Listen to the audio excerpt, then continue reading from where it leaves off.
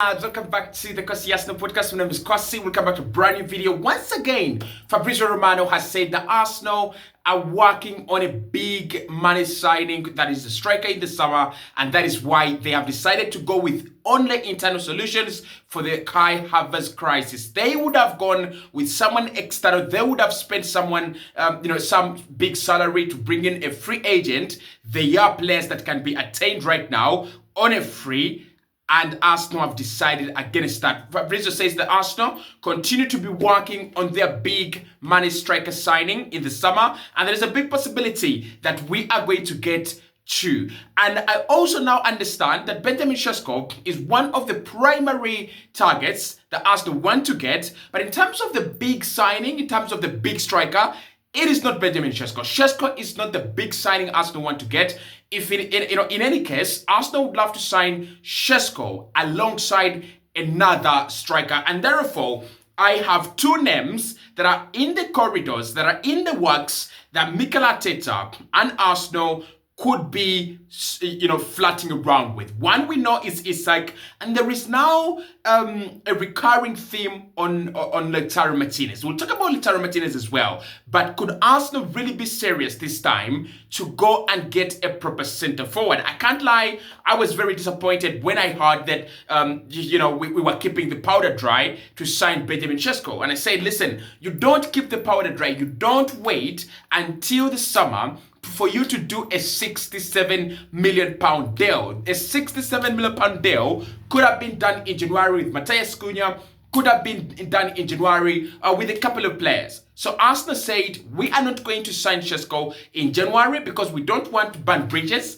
and we don't want to spoil the relationship that we already have with RB Leipzig. However, we also want to get a big money signing, and therefore we are not going to rush. So let's start off with Alexander Isak. Again, I think this is the prophecy that was done by David Onstein when he said, I don't want to annoy Newcastle fans, but the stories around Isak and Arsenal are going to be a lot. Until Arsenal gets him, or until Arsenal don't get him, we're going to see a lot of talk. We're going to see a lot of negotiations between now and the end of the summer. And it's there. It is still there. So Arsenal are working on a big money signing. Right now, I can say two. That is Isak and Isak Martinez. But of course, we'll talk about Victor Gyökeres, who is also available for 60 million pounds. What a bargain. That is the bargain of the summer. 60 million pounds.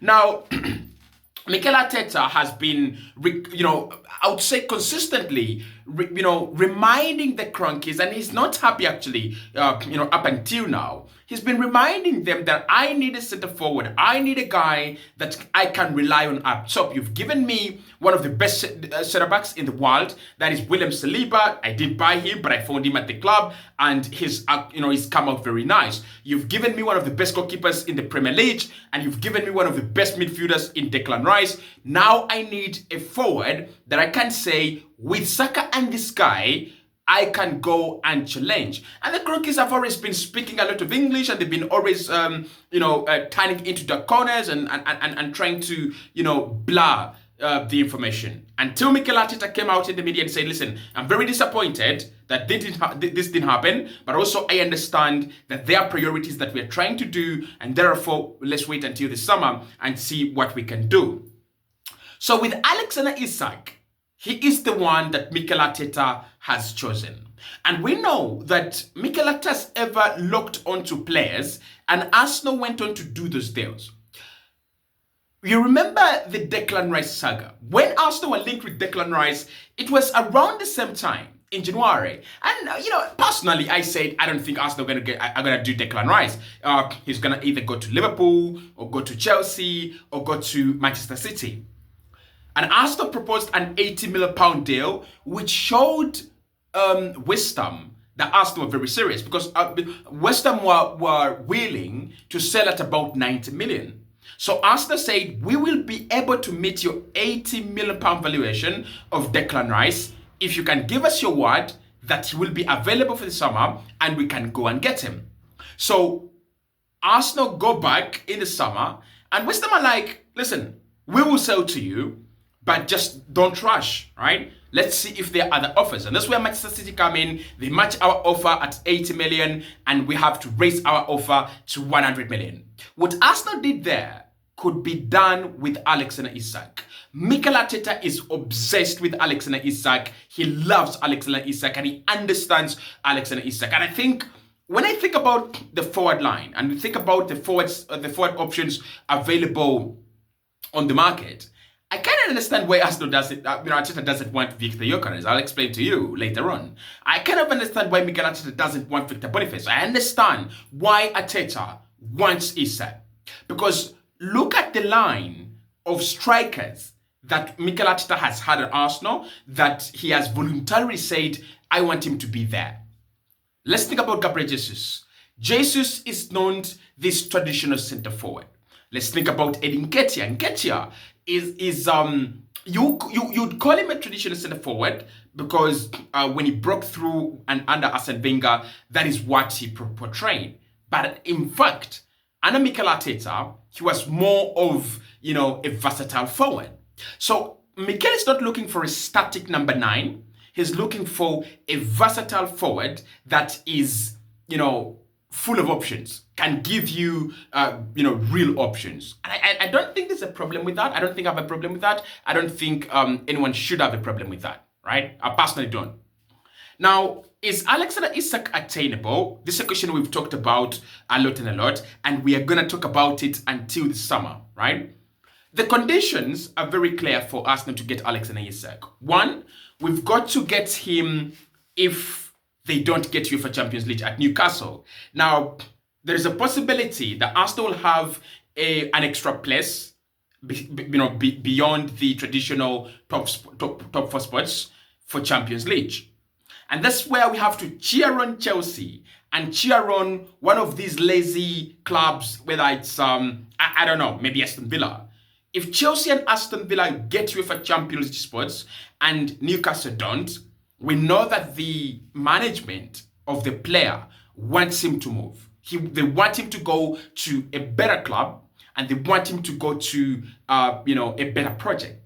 So that's where Arsenal would get their first advantage when it comes to Alexander Isak.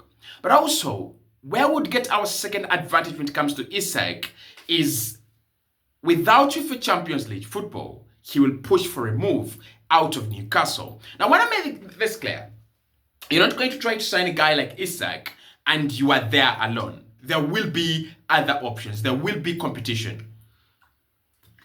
Maybe PSG, maybe Liverpool, maybe Manchester City. We do not know, right? But until the summer, we will see who is going to come in for Alexander Isak and how much they're willing to push and how much they're willing to offer. So I think this might work in Arsenal's favor, by the way. If Arsenal are willing to do 85 million for Isak, there will be a club that is willing to do 90 and another club that's willing to do 95. And probably Newcastle look at it and they're like, if he wants to go and we are having these clubs available and they are really giving us good offers, let us push it to 120 million. If anyone does 120 million, boom, we will sell. If Arsenal really truly have a 200 million pound budget this summer, you can get Alexander Isak and get another striker and get Nico Williams and get Martin Zubimendi. Not for 200 million, but for 200 million and above. And I think that's what we should be doing, because literally we've done nothing in January and we've done nothing in the summer, apart from getting a guy that scored 2 goals. We don't know if he's going to score more. But what I'm trying to say is, I think for me, Isak is a must for us. Now, if Isak is not the big striker that Arsenal get, because you've got to work on, other options, right? We were told by The Athletic that Arsenal wanted Declan Rice or bust in the summer. Well, I want to believe that, and I really do believe it, because Mikel Arteta is some crazy guy that can go, if I don't get Alexander Isak, I am not signing anyone else. Okay, does that solve our problem? It doesn't. So I think Arsenal should be looking at other options, and I'm really not on the same page with the club when they decided that Julian Alvarez can just go. Because if you have really picked crap from Manchester City, Julian Alvarez is one of the talents that we should have tried to get. So Arsenal looking to get a big striker. If that's not Isak, that could be Lautaro Martinez. There's been noise around Lautaro Martinez and Arsenal. Noise that is not really deafening, just mild noise. I mean, environmental noise, right? Easy. But when you do an environmental scan on the market, I think either Lautaro Martinez stays at Inter for the rest of his life or for the rest of the best days of his career, or this is his summer to move. And I think Inter really doing well. They might win the Italian Serie A once again. If they push well, they might even try to get into the good positions for the UEFA Champions League, because the likes of Bayern Madrid and Manchester City look like they can be knocked out any point in time. But I think Lautaro Martinez is another striker you can get. And I think with Lautaro, he won't push for a move out of Inter Milan.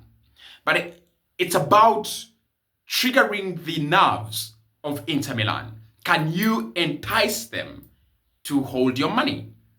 And I think with Inter you can. I think with any Italian club, not to disrespect them, you can. You can listen, you can tell them, listen, this money that we have right now is yours, 85 million. Is Lautaro Martinez worth 85 million? Probably 90. Probably 90. With the likes of Julian Alvarez going for that crazy amount, probably 90 million euros. For me, if Arsenal did either Isak or Lautaro Martinez, I think that's a statement signing. I think Lautaro Martinez is a 30-goal machine. I think Isak is a 30-goal machine. And I think Mikel Arteta would benefit from both of them absolutely very, very well.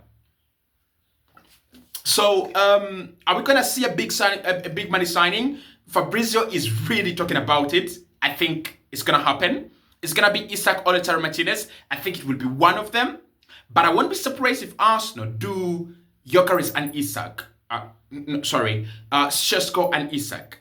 I wouldn't be surprised if Arsenal do Gyökeres and Šeško. I think the plan is to get in two forwards that Mikel Arteta has no excuse.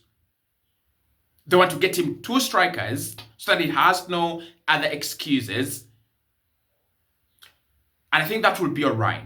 I think that should be the plan. I've said it before. There's no point in getting in Šeško. He gets injured and then you go back to Kai Havertz. Go and get two good strikers, and you know that one is ready to back up the other and one is ready to push the other, and they're going to push each other until you get real quality. So let me know your thoughts on Isak and Lautaro Martinez. Personally, I prefer Isak. Obviously, Lautaro Martinez was my boy a couple of years ago, but now I feel like Isak is the most informed striker, and he's delivering on Europe. I would rather do Isak. I would rather do Isak.